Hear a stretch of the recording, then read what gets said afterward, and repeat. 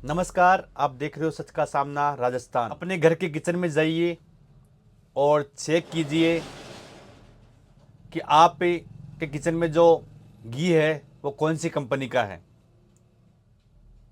अगर आपके किचन में पतंजलि का घी है तो बड़ी ही दुखदायक बात है, क्योंकि पतंजलि का घी है, उसको कोर्ट ने कहा है कि वो घी नहीं है, वो फर्जी घी है। लोगों के साथ खिलवाड़ किया जा रहा है।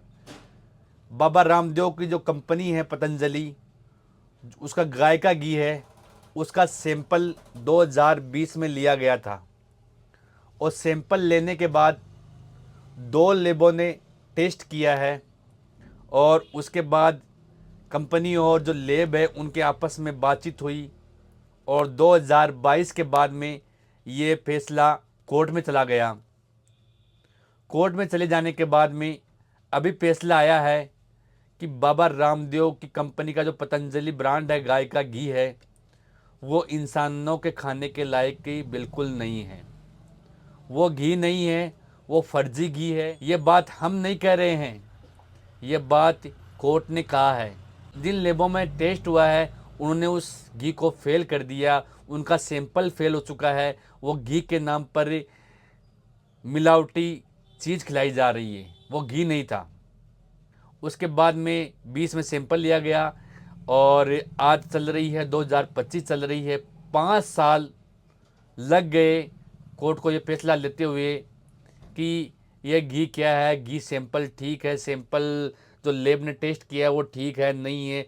फैसला सुनाते सुनाते 25 आ गई है और 5 साल में लोगों ने कितना फर्जी घी खाया होगा, कितने लोगों के स्वास्थ्य के साथ खिलवाड़ हुआ है, कितने लोगों को नुकसान हुआ है, कितने लोग इस घी खाने से बीमार हुए हैं, कितने लोगों के कई सारे रोग हो गए हैं।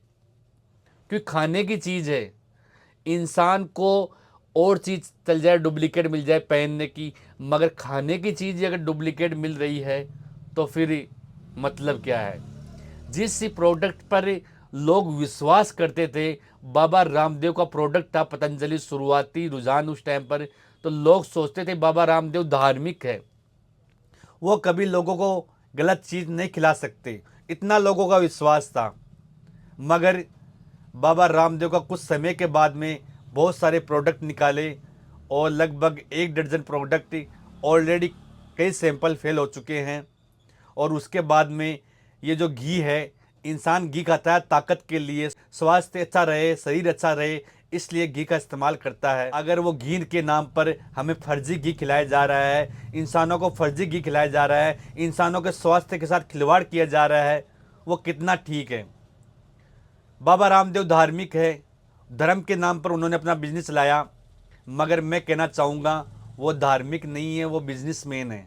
उन्होंने बहुत सारे प्रोडक्ट बनाए हैं और उसी में ये घी है, गाय का घी, वो भी उनका प्रोडक्ट है। कोर्ट का फैसला आते आते 5 साल लग गए और 5 सालों में कितने हजारों करोड़ों का प्रोडक्ट गाय का घी बोलकर लोगों को बेच दिया, लोगों को खिला दिया और लोगों के स्वास्थ्य के साथ खिलवाड़ हो चुका है। कितने लोग क्या क्या बीमारियों से ग्रस्त हो चुके हैं। कोर्ट ने आदेश किया है कि बाबा रामदेव का घी खाने के लायक नहीं है, प्लस कोर्ट ने 1,40,000 रुपये का बाबा रामदेव का जो पतंजलि प्रोडक्ट है उस पर जुर्माना लगाया है। मगर हम कोर्ट और सरकार से पूछना चाहेंगे कि मात्र 1,40,000 से काम चला जाएगा कि लाखों करोड़ों का प्रोडक्ट 5 साल में बाबा रामदेव ने बेच दिया है घी बोलकर, और आपने 1,40,000 रुपये का जुर्माना लगा के छोड़ दिया। बड़ी दुखदायक बात है। 5 साल लग जाते हैं, साल 2 साल में अगर ये फैसला आता तो कितने लोगों को नकली घी खिलाने से बचा सकते थे।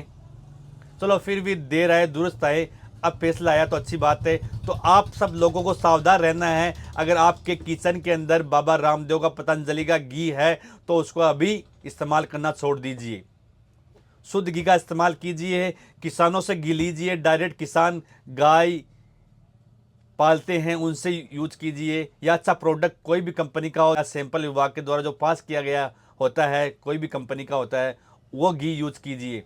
अगर आप धर्म के नाम पर बड़ा बिजनेस फैला तो लिया आपने, और धर्म के नाम पर, और जो धार्मिक लोग हैं जिसमें हिंदू भी हो सकते हैं, मुस्लिम भी हो सकते हैं, सारे धर्म के लोग हैं जो बाबा रामदेव के प्रोडक्ट यूज़ कर रहे थे, मगर धर्म के नाम पर लोगों को साथ में लिया, लोगों को बिजनेस में यूज किया और उनको गलत चीज़ खिलाई बाबा रामदेव ने। बड़ी दुखदायी घटना है। आप सबसे निवेदन रहेगा, आप सतर्क रहिए, सावधान रहिए।